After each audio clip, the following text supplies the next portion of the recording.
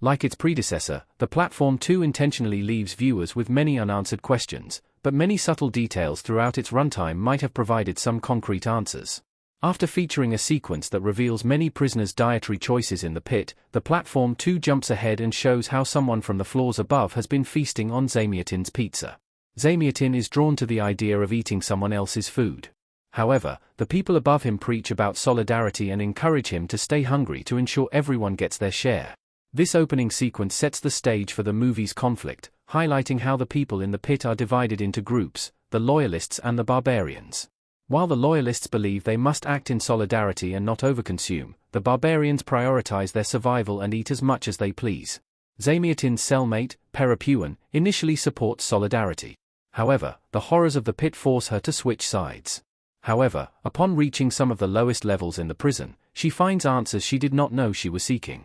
What letting the child ascend means for Perempuan in the Platform 2's ending. Perempuan finds redemption by letting the child go. In the Platform 2's ending arc, a gruesome war ensues between the loyalists and the barbarians, leaving little to no survivors. Perempuan takes the opportunity to block her airways by swallowing a torn section of the dog painting. As a result, she chokes and falls to the ground, which prevents her from inhaling the gas the pit's cleaners use to neutralize the remaining prisoners. Everything goes as planned when she regains consciousness and finds the cleaners attaching her to the harness that collects all dead bodies.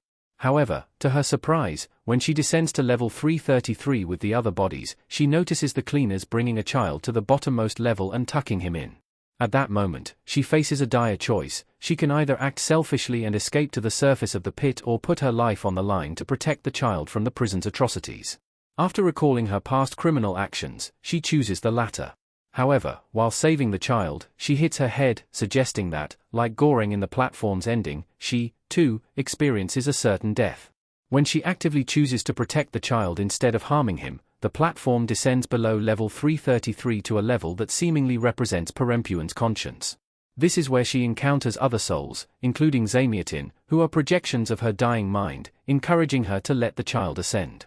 They do this because they realize that even though Perempuan, like them, has redeemed herself, her circumstances have corrupted her, making her unworthy of going back. The child, in contrast, gets to ascend because his innocence and purity will play a crucial role in making the world a better place. By letting the child ascend while staying behind, Perempuan makes her final sacrifice to free herself from her guilt and escape from her self-imposed purgatory. At the same time, she also accepts her suffering, realizing that redemption comes at a cost. The Platform 2's mid-credits scene explained. The scene connects the sequel to its predecessor. A woman descends down to the bottom of the pit with a child in the Platform 2. In the Platform 2's mid-credits scene, many prisoners descend to the pit's bottom with different children. The scene seemingly highlights that while many continue to suffer in the vertical prison, a few redeem themselves by saving the children in level 333. It also shows that the authority above puts a new child at level 333 every month. The sequel's mid-credits scene could also imply that the authority has built many similar vertical prisons across the globe, where each is put through pervasive cycles of the same social experiments.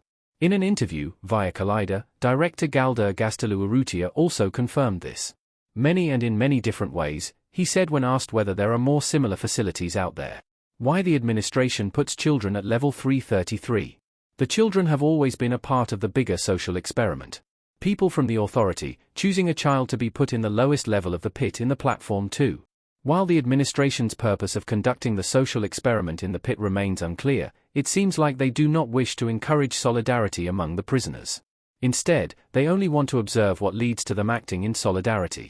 Put simply, the prisoners are mere lab rats for the administration to understand the depths of human behavior, probably because they wish to implement their findings in the real world to establish control. As shown in the Platform 2's ending, the children, too, are mere ploys in the experiment.